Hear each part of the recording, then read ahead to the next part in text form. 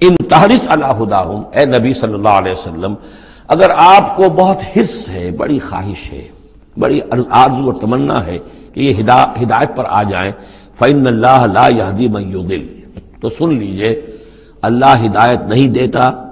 جس کی گمراہی پر اس کا فیصلہ ثبت ہو چکا ہو۔ یہ اللہ کا ایک قانون ہے، اس نے ہدایت منکشف کی، ایک آدمی پر ہدایت منکشف ہو گئی، اس نے رد کر دی، اللہ نے پھر اور موقع دیا، پھر اور موقع دیا، ایک وقت آ کر پھر اللہ تعالیٰ اب اس کی توفیق سلب کر لیتا ہے،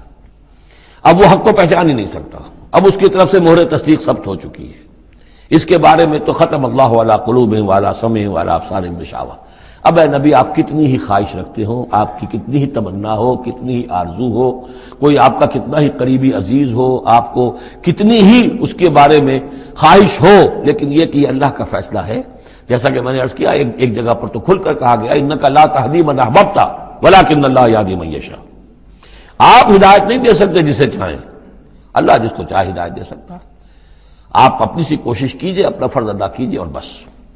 ان تحرص علی ہداہم فإن اللہ لا یہدی من یضل،